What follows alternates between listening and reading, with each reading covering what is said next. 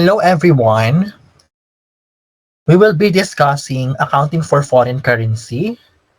So accounting for foreign currency is divided into three subtopics. First, we have accounting for foreign currency transactions.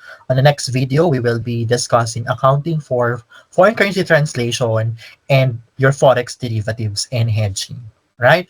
So the standard applicable for accounting for foreign currency transaction class is your PAS 21, adopted also from IAS 21, entitled as the effects of changes in foreign exchange rates.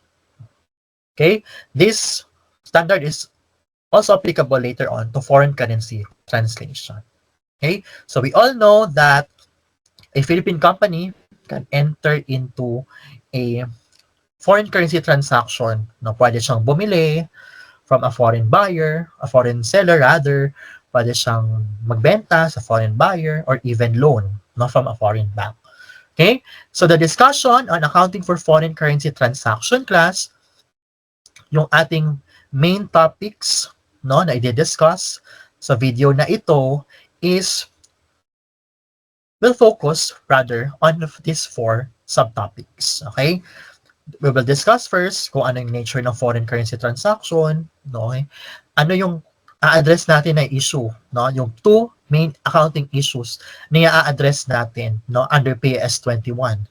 And of course, the initial and subsequent measurement na part din siya ng discussion natin sa accounting issue na i-resolve natin or i-address natin for this video. And of course, we have the paano i-recognize yung ating forex gain or loss. Right? So, pag sinabing foreign currency transaction, a transaction denominated or settled in a foreign currency. Alright? So, yun siya, yung ating definition ng foreign currency transaction.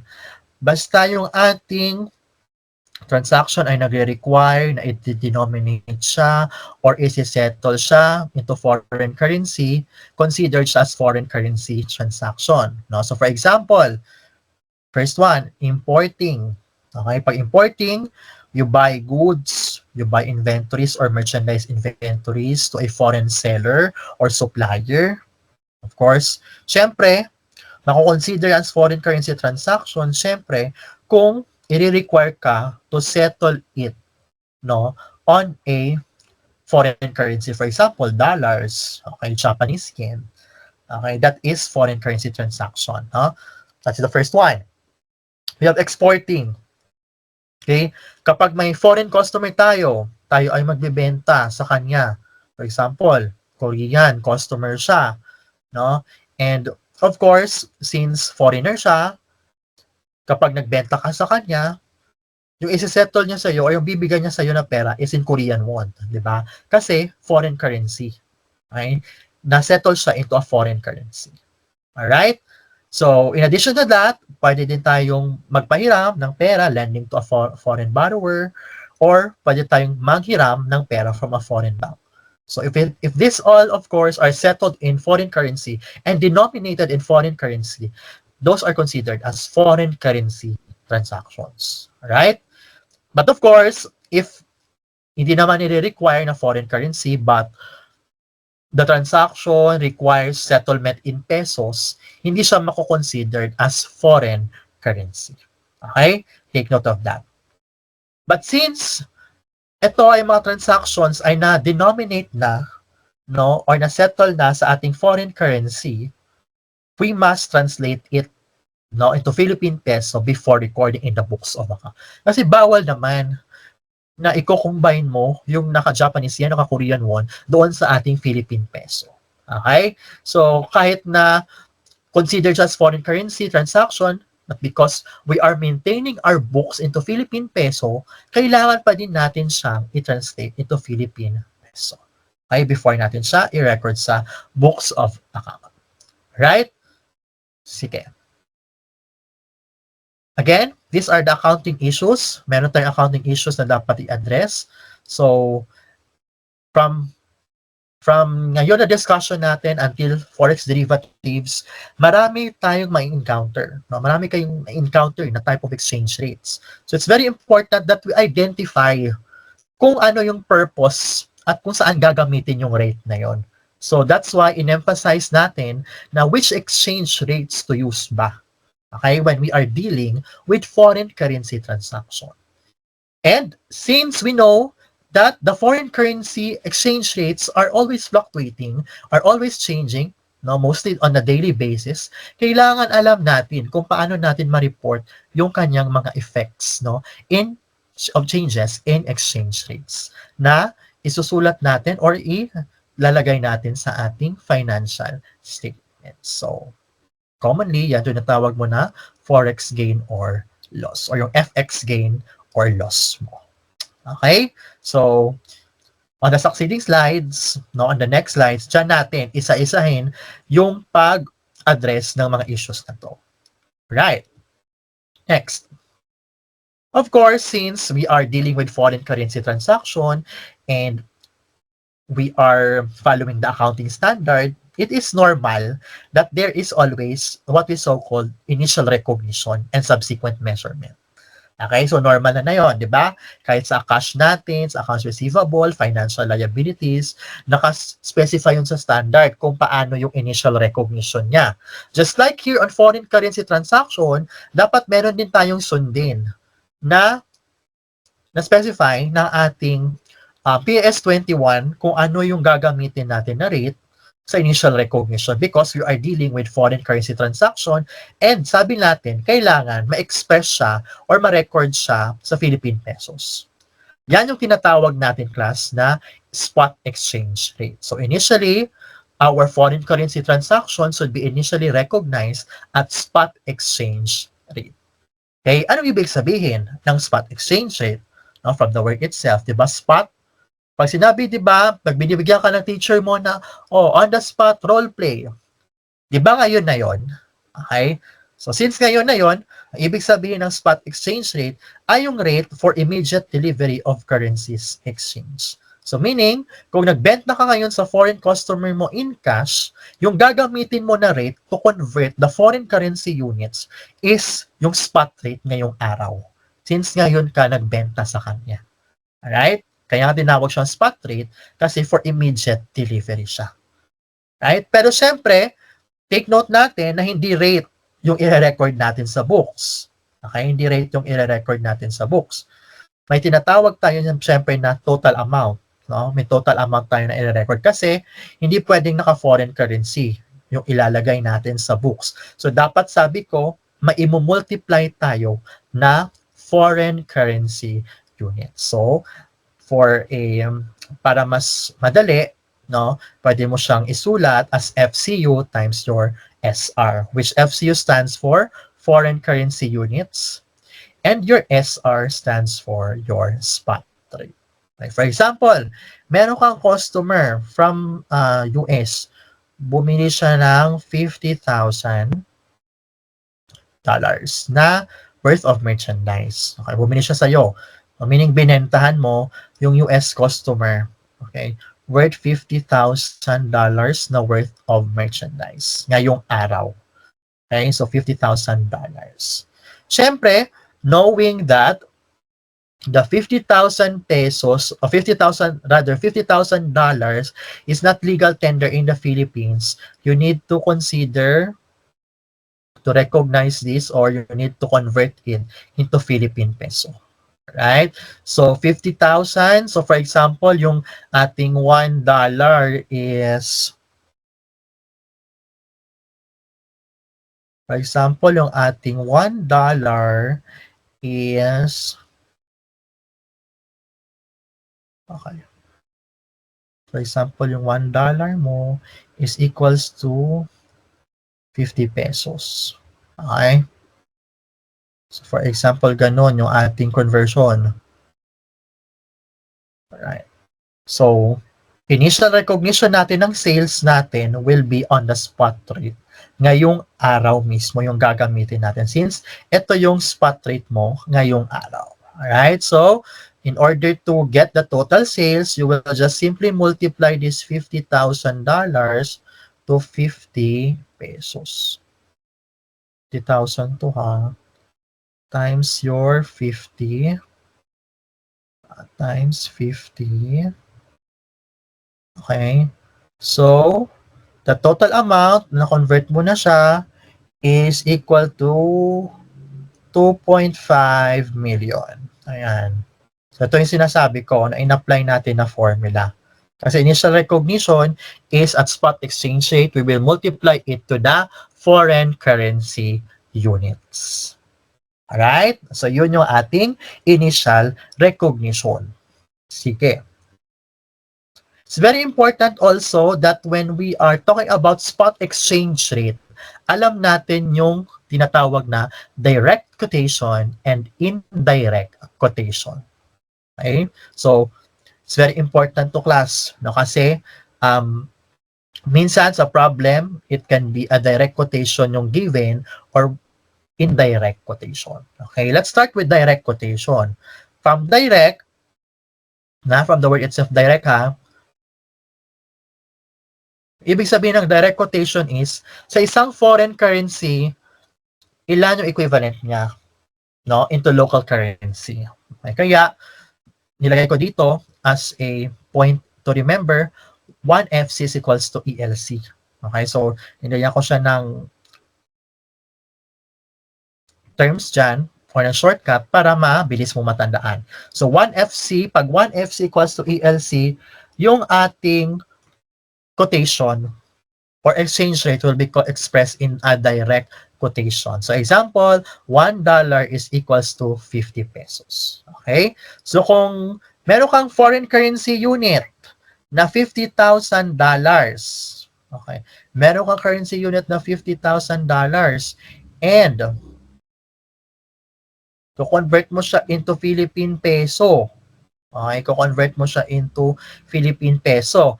Since direct quotation tayo, we can directly, we can directly multiply our foreign currency unit to our rate. Okay, so on this example, for example, again, meron kang $50,000, no, $50,000, and you have 50. Since direct quotation tayo, class, pwede na natin siyang idiretso na i-multiply. So, the total amount na total amount na na-convert natin is equal to 2.5 million. Okay, so 2.5 million na siya. Ayan. So, direct quotation siya. So, pwede na natin siya i-direct, no, na i-multiply doon sa ating exchange rate. So, 2.5 million tayo. Alright? So, kung direct quotation again, 1FC equals ELC. Alright? So, wow, example natin is $1 equals to 50 pesos. For indirect quotation,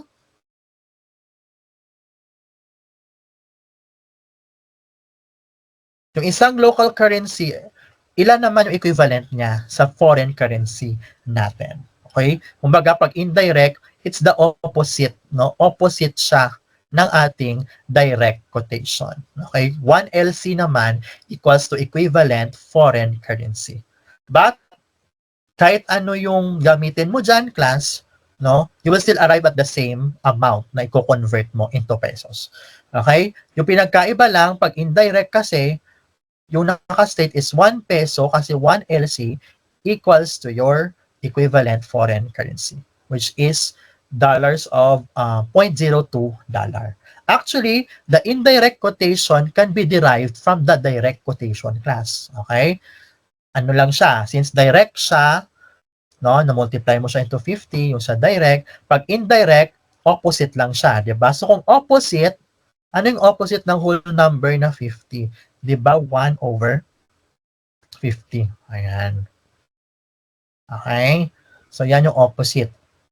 So, this 1 over 50 is considered as 0.02. So, ito yung indirect exchange rate mo. Okay, so kasi indirect siya, okay, hindi mo siya i-multiply pag indirect. No? Pag may given ka na ganyan, what you are going to do is you divide. So, 50K divided by 0.2. Ayan. So if we have 50K divided by 2, we will still arrive at the same answer na 2.5 million.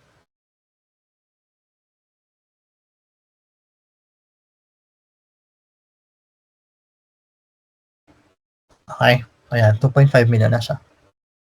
So whether direct or indirect, we'll still arrive at the same answer. Yung pinagkaiba lang is, syempre, yung process.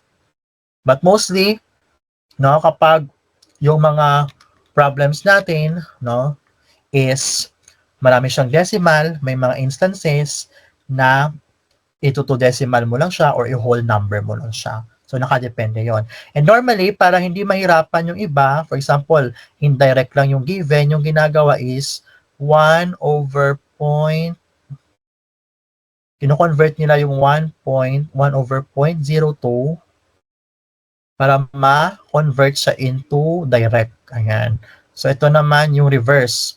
Di ba kanina 1 over 50 tayo para makuha natin si indirect? Okay, ito naman reverse. 1.02 equals to 50. Ayan, so, kinonvert naman natin from indirect to direct.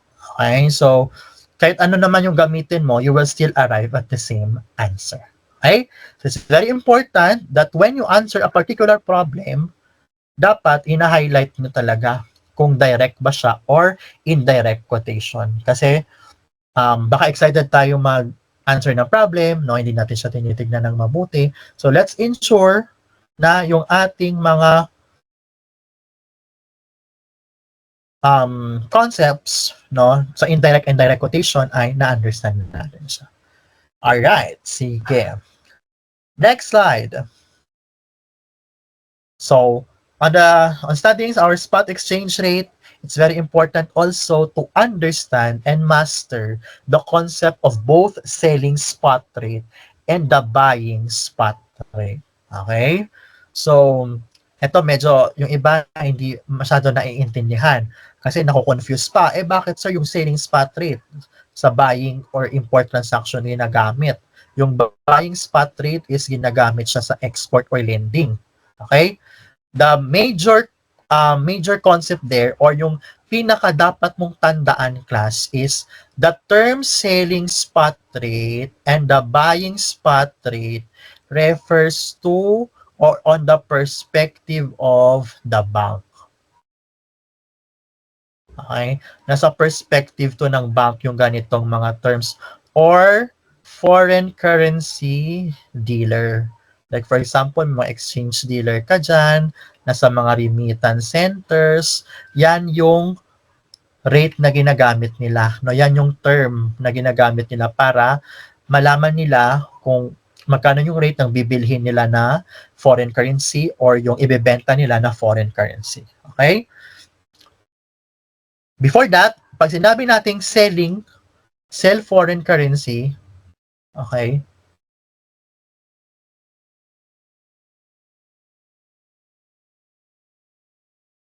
and buy foreign currency. So, dalawa yan, no? Selling foreign currency and buy foreign currency. It's very important na alam natin to, no? So, syempre, pag sell foreign currency ka, ikaw yung may hawak ng foreign currency, then ibebenta mo siya. Okay? Pag buy foreign currency, ikaw yung may kailangan ng foreign currency. So, yung nasa sa'yo is pesos, kailangan mo siya in exchange for the foreign currency. So, bibili ka ng foreign currency para ma-exchange sa pesos mo. Okay? Pero syempre, always remember na yung selling spot rate and buying spot rate ay nasa perspective ni bank. Okay? So, selling spot rate relates to the exchange rate used by the bank para ibenta or isell ang foreign currency kay customer. Okay? Take note of that.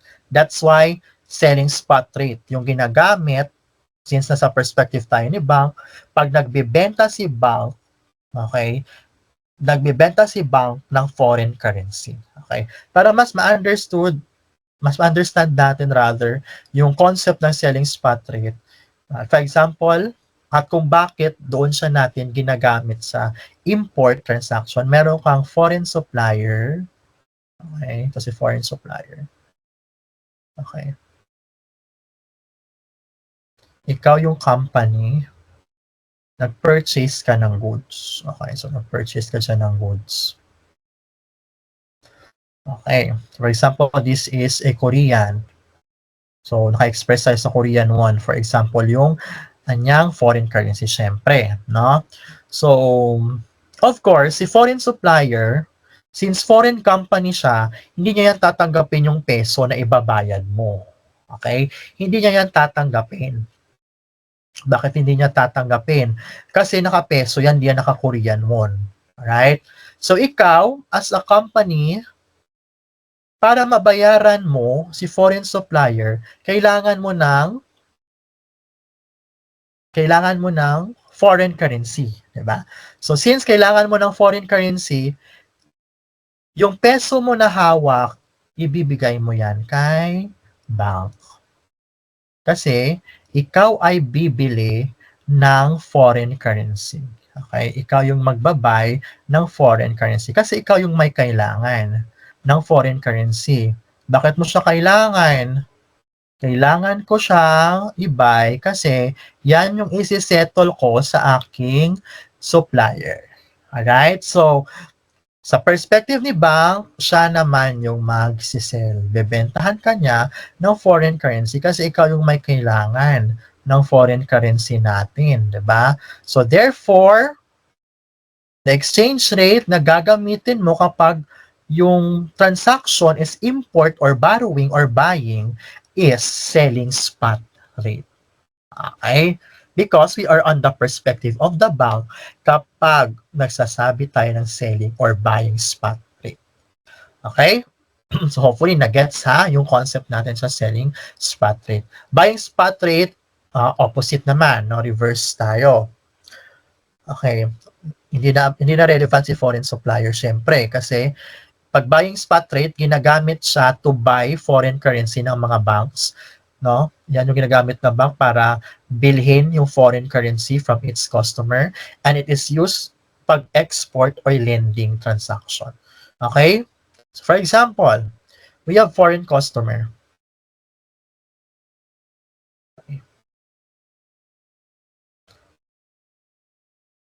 Sale naman. Siyempre sale yun kasi foreign customer. So ikaw yung company, ikaw ay nag-sale ng goods.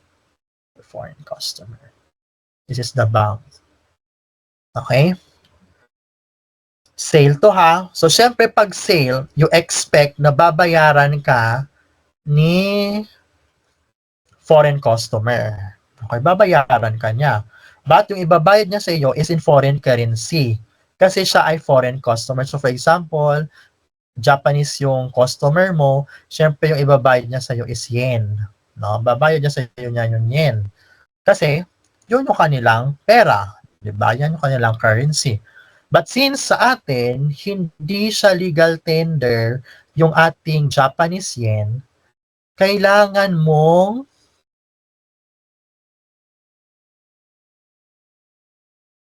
kailangan mo ng peso. Okay? Kailangan mo siya siyempre ng peso para ma-exchange, no? Para ma-exchange natin yung ating foreign currency into pesos. So what you are going to do is to sell to the bank. Ikaw yung magbebenta ng foreign currency kay bank. Okay? And si bank, siya yung magbabay ng foreign currency mo. Okay? In exchange of your pesos. So that is buying spot rate. Si bank yung magbibili or bibili ng foreign currency mo para ikaw meron kang pesos. Alright? So perspective ni bank always yung selling spot rate at buying spot rate. Selling spot rate used by the bank para ibenta yung kanilang foreign currency kasi kailangan mo ng foreign currency to settle your import or borrowing transaction to a foreign supplier, while sa buying spot rate, the bank will buy your foreign currency in exchange of peso because the currency na sinettle ng customer sa'yo, binigay niya sa'yo is in foreign currency, which is dapat hindi siya legal tender. So that's why the bank will buy your foreign currency. Okay, in exchange of the peso. So it is used on export or lending transactions. All right, so that is your selling and buying spot trade. After initial measurement, we will have your subsequent measurement. All right? So, it's very important here, class, yung concept sa subsequent measurement ng monetary and non-monetary items. And we will consider dalawa for the non-monetary items. It's very important, class, na ma-master din natin yung concept na ito because needed din siya later on sa ating discussion ng foreign currency translation. Right? So to define a monetary item are received or paid are items received or paid in a fixed or determinable. So ito yung tatandaan. Basta monetary item, yung units of currency mo na marireceive is fixed or determinable. Okay? Yung common example natin dito na related sa forex transactions natin na ma-encounter natin sa next slides are yung accounts receivable natin at yung ating accounts payable. Those are monetary items. Because pag nag-settle ng receivable si customer sa'yo, pag bumayad ka ng payable, you will receive or you will pay a fixed or determinable units of currency. That's why, since monetary items ay fixed or determinable units of currency siya, ina-update natin siya every December 31. So that's why we use the closing rate. So normally yung closing rate mo is the spot rate on the balance sheet date, which is 12/31.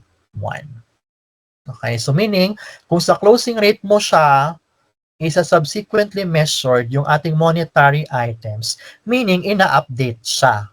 Kasi 'di ba sa previous na mga transaction, iba yung kanyang amount.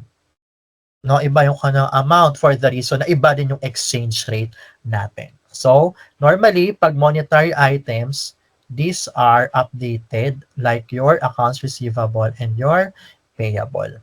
Okay? Pag subsequent measurement, 'di ba, normally it refers to our year end, 'di ba? Sa year end natin, sa 12/31. Alright. Next, kung wala siyang right to receive fixed or determinable units of currency, it's not monetary. It's non-monetary in nature. And on the study of our non-monetary items, especially in subsequent measurement, let's take note na dalawa yung consider natin. We have your historical cost and your fair value. Right? So non-monetary items at historical cost, familiar na kayo dito, di ba? Pwede si inventory, okay? Pwede si property, plant, and equipment. Kasi ito, hindi ka makaka-receive dito ng fixed or determinable units of currency. Kasi syempre, inventory, ibebenta yan, si property, plant, and equipment ay ginagamitan for administrative purposes. So, pag nakikita nyo, sa date of subsequent measurement date natin, yung kanyang exchange rate na gagamitin sa 12/31 is the date of transaction exchange rate.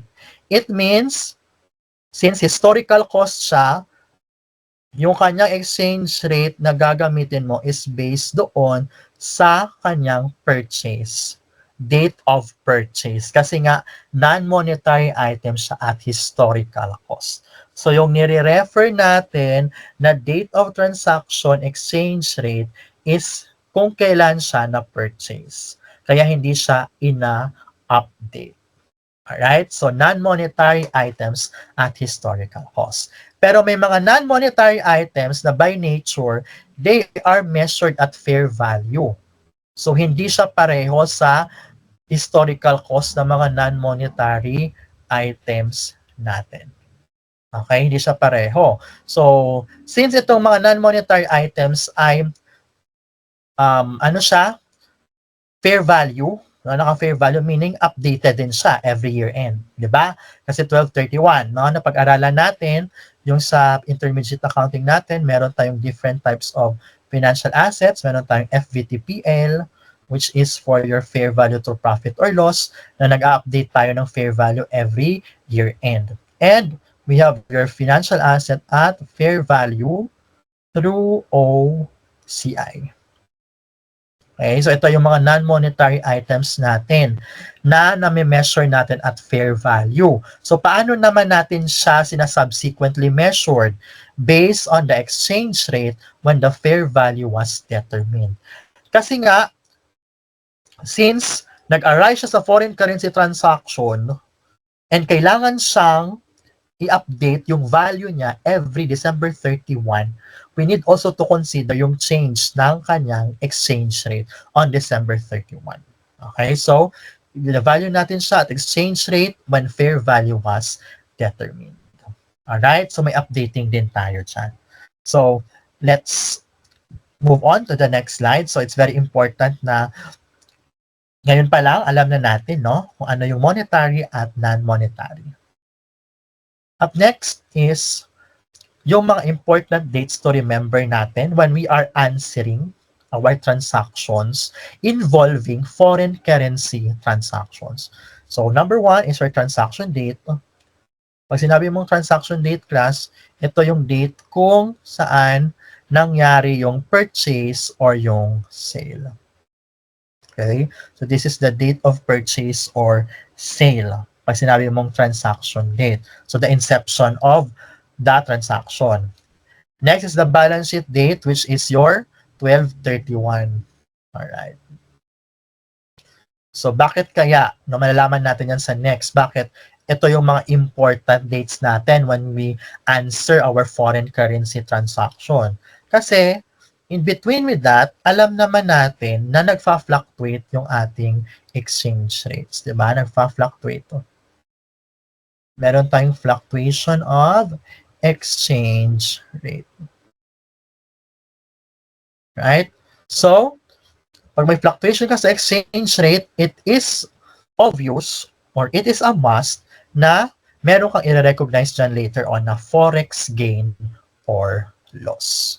Okay? So, yan yung pinaka-importante dyan, i-consider natin. No? When we account later on, we proceed to the next slide, at malalaman natin kung paano yan ma-compute. But, pinakita lang natin dito na since may changes tayo sa foreign exchange rate, we expect na merong forex gain or loss. Kung forex gain or forex loss siya, nakadepende yan sa situation or sa scenario natin na i-discuss later on. Settlement date, pag sinabi ko naman settlement date, ito na yung date na kung kailan ka nag-settle sa foreign supplier mo. So ito na yung payment date mo or yung pag-receive mo, no, ng pera from your customer, foreign customer. So, as you can see, kahit dito, since alam naman natin na nagfa-fluctuate yung exchange rate, meron diyang difference din sa exchange rate natin sa balance sheet date and settlement date, which is also be accounted as forex gain or loss.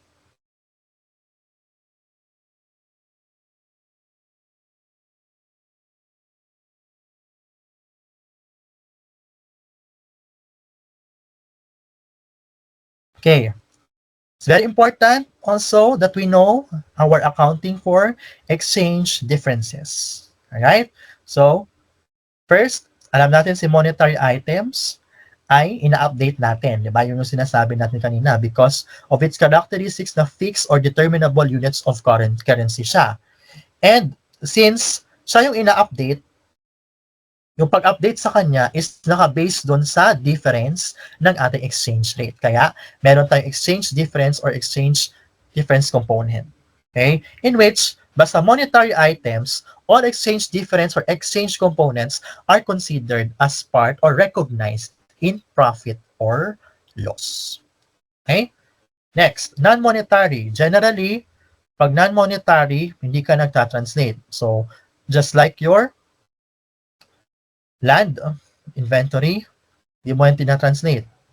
Ay kasi non-monetary yan sila. Property, plant, and equipment based on my discussion on the previous slide. Pero except kung merong mga non-monetary na nire-revalue mo at PPE, investments at FVTPL, no, kailangan mong i-update yung balance niya. Kasi syempre, magre-revalue ka ng asset, mag-change yung fair value niya. Alright? And kung yung pag-change ng fair value na yon is meron siyang component sa forex or foreign exchange difference, if the gains and losses are recognized in profit or loss, parallel din yung iyong pag-include sa exchange difference. Meaning, kung yung gains and losses from the change in fair value of the investment in FVTPL, the exchange component is also recognized in profit or loss. Diba si FVTPL mo, meron niyang mga unrealized gain or loss. Okay. Si FVTPL natin. Ayan. Okay? Nag-unrealized gain or loss ka. But because nag-arise siya sa foreign currency transaction, syempre, may effect yan later on yung iyong change also on the foreign exchange rate. So, if there is a component ng gain or loss na related sa foreign exchange, change in foreign exchange rate, okay, sa profit or loss mo din siya i-recognize. So, mga parallel lang siya. Kung gains and losses or unrealized gains and losses siya recognized in P&L, the corresponding forex gain or loss is also in P&L. Pero kung OCI, just like your revaluation surplus, no? For example, nag-revalue ka ng property, plant, and equipment mo, di ba sa revaluation surplus mo siya nire-record? Okay? Since na nire-record mo siya sa revaluation surplus, you need to recognize the revaluation surplus at OCI. Okay? And when you have your revaluation, when there is a component of exchange difference during the revaluation, kailangan mo din i-parallel. So kung OCI siya sa revaluation, yung kanyang component na exchange difference is also part of your OCI. Okay? Ganun siya. Pag sa monetary and non-monetary tayo. Kasi kailangan natin siyang i-consider because there are items kung minsan na investment siya, not fair value. So, i-consider natin yon. Nag-purchase siya ng equity instrument no, sa isang foreign company. Alright? So, may mga ganun type of problems tayo. So, sa non-monetary items, generally, no. Pag i-update mo yung value niya, titignan mo kung saan nire-recognize yung gains and losses niya. Then, kung saan nire-recognize yung gains and losses niya, same din yung pag-recognize mo doon sa exchange difference niya. No, parallel lang siya yung recognition natin. Okay? Ito, it's very important also to take note of these rules when you are computing for the gain or loss no, on the foreign exchange transaction. And when we compute for either the gain or loss, we will just simply use this computation. No? Change in spot rate. Pag sinabi mong change in spot rate, di ba, you compare the two spot rate, get the difference. Okay? You get the difference. Pag sinabi mong change in spot rate, you get the difference. Then you will just simply multiply it to our foreign currency units para makuha natin yung forex gain or loss. But the recognition of forex gain or loss is nakadepende kung it is receivable ba or sa sale transaction or payable siya sa purchase transaction. Okay? Pag may sale transaction tayo normally, meron tayong receivable from customer. Okay? Pag nag-increase yung spot rate niyan, class, syempre, favorable sa atin. Kasi, meaning, ay, nag-increase yung spot rate. Meaning, dadagdag yung aking i-collect. Dadagdag yung receivable ko. Okay? Dadagdag yung mako-collect ko from the customer. However, pag nag-decrease, syempre, yung ating accounts receivable is bababa. No? Mababawasan siya kasi nag-decrease yung spot rate. So, kung mababawasan yung receivable, mababawasan din yung iyong i-collect from your foreign customer. Therefore, yung kanyang forex exchange difference is loss. As you can see, receivable has a direct relationship with the increase in with the changes in spot rate. Kasi pag increase, gain siya. Pag decrease, loss siya. Si payable naman, may inverse relationship siya with the changes in your spot rate. Kasi payable na to di ba? So pag payable naman, kung tataas yung spot rate natin, dadagdag yan sa babayaran natin. So kung dadagdag yan sa babayaran natin, additional loss yan sa atin. No? Kasi dumagdag yung bayad natin because of the increase on the spot rate. While, pag nag-decrease siya, it's our advantage. Di ba? Bakit advantage? Kasi, mababawasan yung babayaran natin na payable. So, since mabawasan yung ating payable, may gain tayo. Right? So, yun lang yung ating dapat i-take note when it comes to exchange difference. Right? Let's apply yung ating mga concept na napag-aralan a while ago. Okay. Let's apply. So here, kailangan ma-properly identify natin kung ano yung ating transaction. So,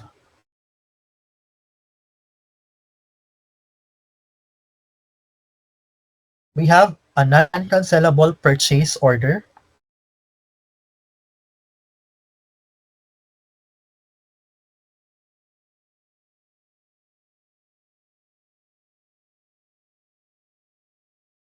So, purchase to. Okay, November 28, naka-receive si ABC ng purchase order para mag-import ng machine.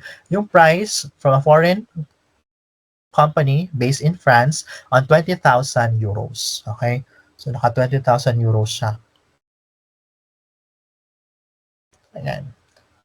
So, the term is FOB shipping point. So, pag FOB shipping point, upon shipment, si buyer na, no, yung nag-own ng ating goods.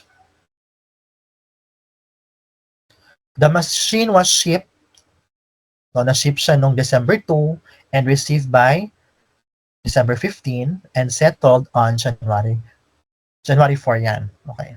It's January 4.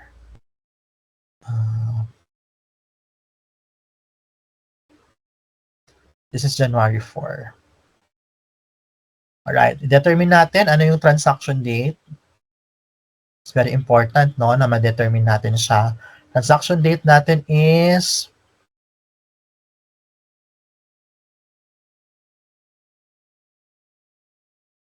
December 2. Okay? Because ito yung date of shipment na ng iyong machinery. Yung November 28, wala ka ditong entry kasi nag-receive pa lang tayo ng purchase order.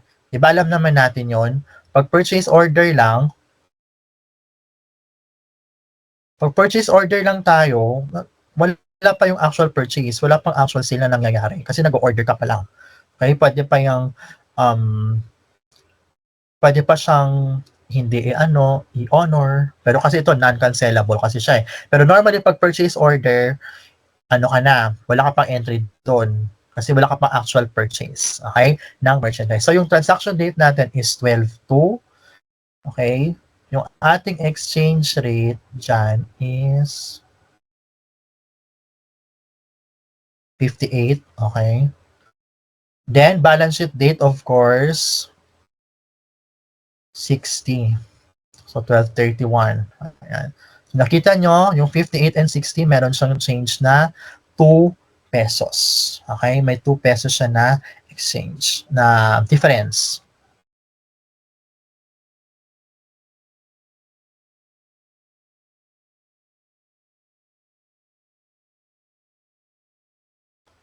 Okay, may 2 pesos siya na exchange difference. So, this is 58 and 2. So, may 2 pesos ka dyan na exchange difference. So, December 31, this is your balance sheet date. Okay? January 4, ito na yung payment date natin. Ito yung ating settlement date. So, from 60, meron din tayong difference, no? So, as you can see, meron din tayong difference dyan na 1 peso. Right? So, those are the important details of our problem. Okay? So, apply natin siya by preparing our journal entries. So, understood, November 28, no entry ka because nag-receive ka lang naman ng non-cancelable purchase order. Okay? Of course, initial recognition, sabi natin, on the spot rate. So, yung spot rate natin on December 2 is 58. No? Times 20,000 euros. We have debit machinery, credit accounts payable kasi purchase ito. Okay? Take note, machinery is a non-monetary item. So, since non-monetary yan, hindi natin i-update yung balance niyan. Hindi makaka-affect sa foreign exchange rate natin yan. Changes in foreign exchange rate natin mamaya. So, accounts payable is a monetary. So, ito yung ma-expose, no, sa changes in the foreign exchange rate knowing that it is a monetary item. So this is the date of transaction, December 2. December 31, balance sheet date. So based on our given data on the previous slide, our spot rate on the balance sheet date is 60. So from 58, naging 60 siya. Diba? So tumaas. So pag tumaas, tataas din yung babayaran natin. Tataas yung magiging payable natin. So it's unfavorable on our part. So since na unfavorable siya, magre-recognize tayo ng loss. Correspondingly, meron tayong dagdag sa ating accounts payable. So, ano nga yung computation natin again sa ating forex gain or loss? So, the change in your spot rate, which is 58 minus 60, multiplied with your FCU or your foreign currency units. Right? Settlement date is January 4. So, sa settlement date natin, yung i-close natin or debit natin accounts payable is yung updated balance natin na 1,160,000 plus your 40,000. So, transaction date plus the balance sheet date. So, since credit naman lahat, so dagdag lang siya. Alright? Nakita natin na from 60 naging 61. So, kung titignan natin, yung spot rate nung January 4 tumaas ulit. So, meaning tataas talaga ulit yung babayaran ko. Okay? Na imbes yung payable ko, 1.2 million na lang, yung babayaran ko na actual will be at 61 pesos, equivalent to 1,220,000. So as you can see, if purchase transaction nag-arise sa payable, when there is an increase in spot rate, it is unfavorable on our part. So if it is unfavorable, we will recognize forex loss. So, the difference of 60 minus 61 is 1, multiplied by 20,000 euros, we have a 20,000 pesos na foreign exchange loss on the settlement date.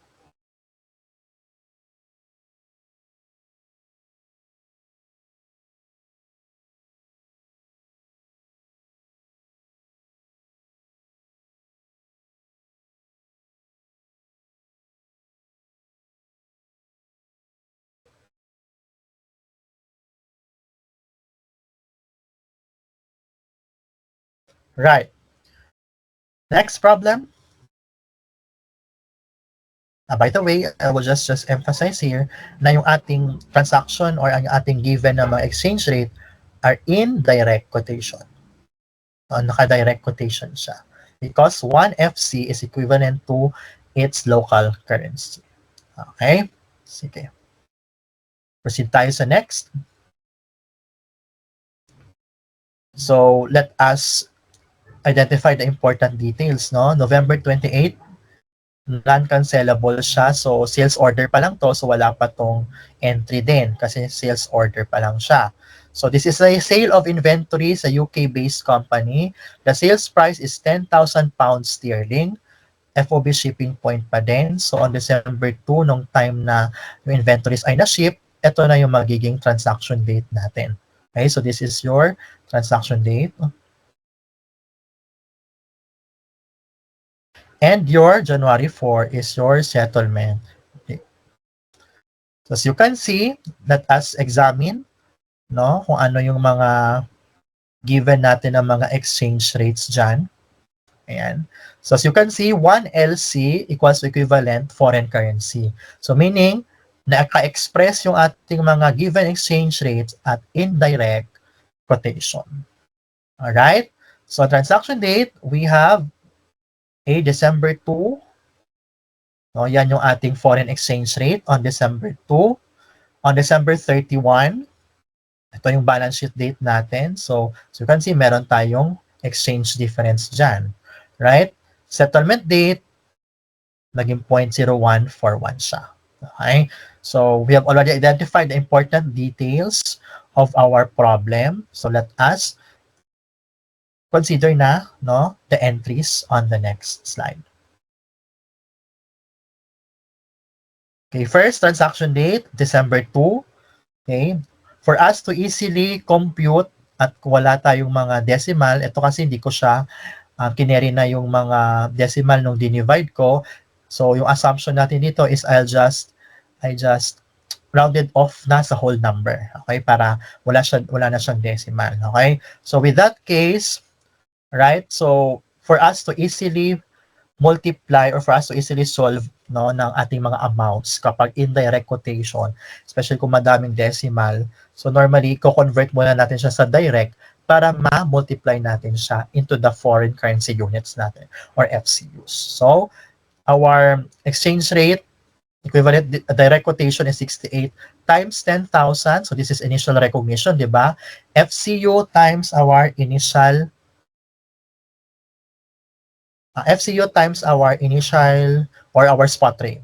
Okay, so amounting to 680,000 pesos. Sales is an income statement account. So, syempre, since kung kailan yung transaction niya at kung ano yung spot rate niya on the date of transaction, yun naman yung sales.